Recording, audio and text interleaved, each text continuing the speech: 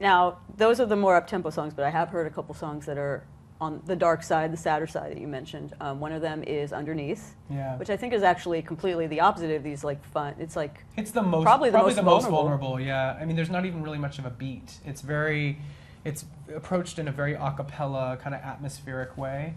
It's a really heartbreaking song, and I think it's really about how sometimes, especially like given my experience, sometimes when you're not in a good place or you're hurting or you're going through something, you have to kind of put on a game face and fake it. And it's talking about underneath the cover, underneath the surface, what's really going on, and how even now it's still hard for me sometimes. Sometimes it's not a big picnic. It's difficult and it's challenging, and there are issues, and sometimes I'm dealing with self-esteem, and sometimes I'm dealing with acceptance, and sometimes I'm dealing with just being happy, So I think we all go through that. There's a line in it. Everybody wants to talk about a freak. Nobody wants to dig that deep. Is that addressing sort of like what people think Adam Lambert is, what they think you're about? I think people like to just write someone like me off and just be like, oh, he's a freak, and that's it.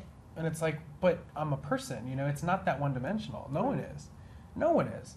And hopefully, like I said, the songs on the album are so personal and they're real to my reality. But what I'm hoping is that the themes in each song are universal enough where anybody listening can go, oh, yeah, me too. And I think that the album does that. I think Underneath does that. I think anybody that is going through something hard and has to cover it up will relate to that song. And then there's Broken English, which is the other slower song I've heard. Yeah, and Broken English is kind of one of those, it's kind of straddling the line between light and dark, because it's talking about communication and how sometimes language isn't the only way we communicate. Is it inspired by your current relationship? Maybe. Do you speak any Finnish? Very little. Maybe. It's a very difficult language. I imagine, yeah. Yeah. So, but but again, it's like a universal idea that I think that people rely so heavily on words sometimes, and it's kind of talking about the hidden meanings of things and the communication that can occur outside of spoken word, body language, eye contact, and how much beauty and magic there can be in that. And am I mistaken? Let me look at my notes. Sam Sparrow co-wrote that. Yeah. Love him. Yeah, he's amazing. He's such a funny guy, too. We would have, even a song like that that's a little more serious, we're just laughing the whole time. And he's really funny. And you guys work together. I have to ask, you guys work together on Shady, the Nile Rodgers song. Shady is nuts. When I heard you were working with Nile Rodgers, who, Madonna, Duran Duran, David Bowie, I went nuts. And the interesting thing is he didn't produce the track. But he plays on it. He plays on it. And it was really funny how it came about. We wrote this song, and Lester Mendez is actually the producer on it. And we came up with this great funky song, and then we said, we need a guitar that's like that Nile Rodgers style. And Sam looks at me and goes, well, why don't we just tweet him and ask him to do it? You guys didn't know him? Sam had corresponded with him a little bit on Twitter. I hadn't ever met him, and wow. I said, okay. And so we tweeted him, and he agreed to it. So that's amazing. Yeah, and the guitar part that he laid down on the song took it to a whole nother level. And he seems to be quite a fan of yours. He's so cool, so down to earth, so sweet, and such a legend, Mm-hmm. Yeah. Yeah, the idea of the three of you together, working together, sounds like a recipe for awesomeness. It's really fresh, and that song is we're talking about light and dark, and it's called Shady. It's a really fun song about being a little dark, about being a little bit nasty and a little bit wrong. And you know what? Everybody likes to feel a little bit wrong, a little bit nasty from time to time. Sounds like you're having fun on this album. It's fun, yeah. So I'm going to run through some songs that I've heard about or read about, but have not heard with my own ears, sadly. But soon. I've heard Chokehold is one that's going to blow people's minds, and I've heard, excitingly, that it has a Depeche Mode vibe to it. Yeah, it kind of has like a new wave type influence. I mean, and again, these are things that don't happen consciously. We just kind of create them, and then afterwards I kind of go, oh yeah, it kind of sounds like... there definitely is like Depeche Mode. There's a little bit of like vintage George Michael. Nice. Definitely like an early 90s kind of feel to it. Kind of like electronic rock something. And that song's about being in a relationship with somebody that is not good for you.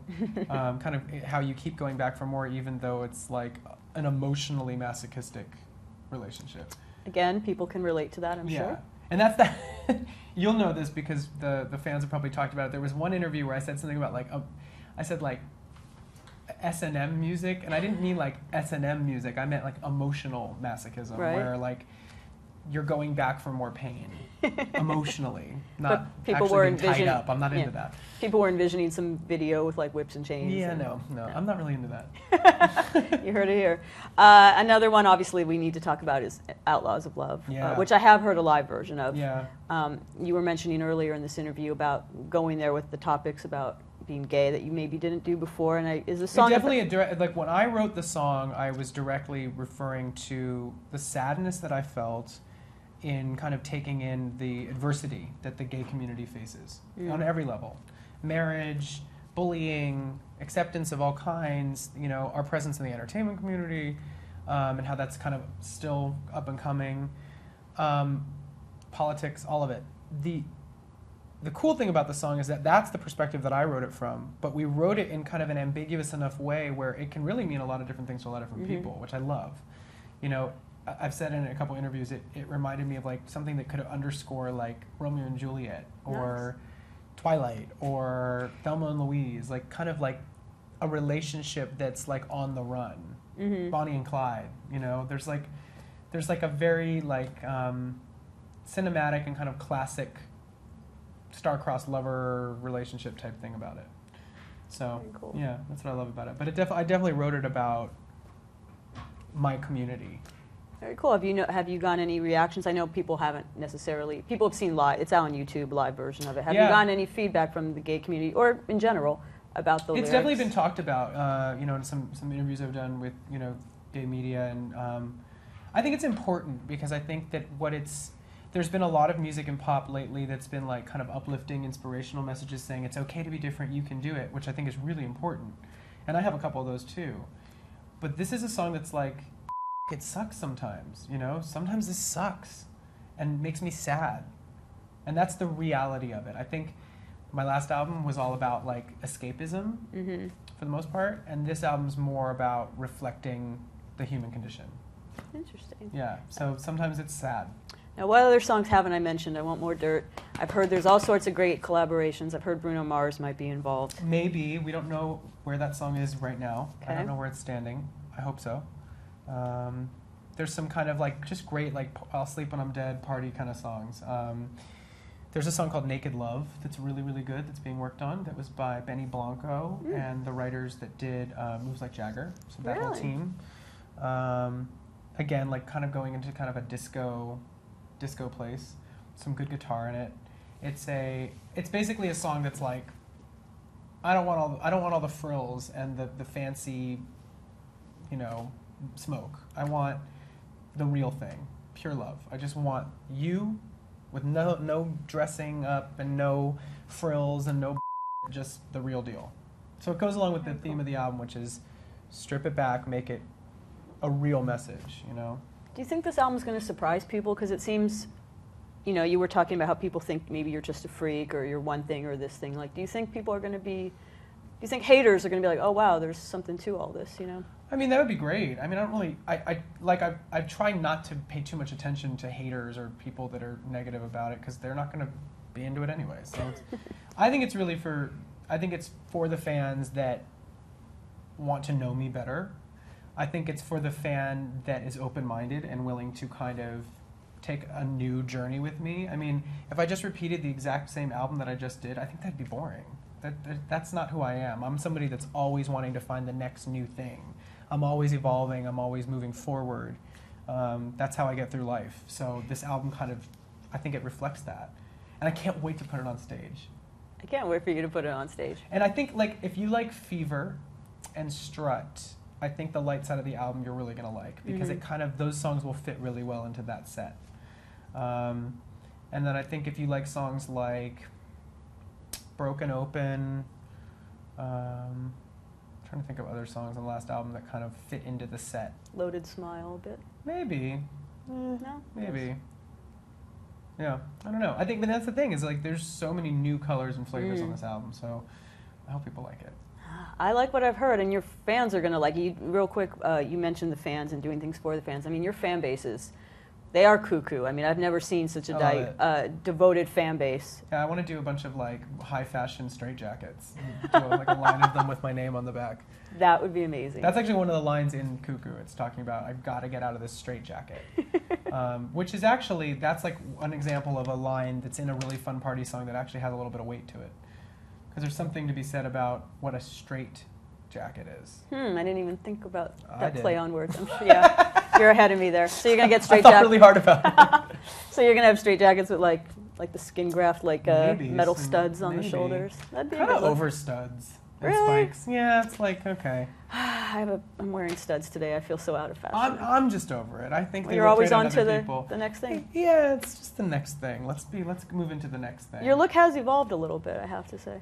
I'm really feeling the 90s thing right now. I'm feeling it's a little more industrial. I'm like into those kind of designers, more like, but not like goth industrial, like cliche, but more like future kind of structured architectural stuff. A little Awesome. more streamlined, Will you be wearing geometric. some of those fashions in your yet to be released video Of coming out? course. Awesome, Of very course, cool. yeah. And my last question for you is it's a bit of a loaded one, but A loaded question. a loaded question with a loaded smile.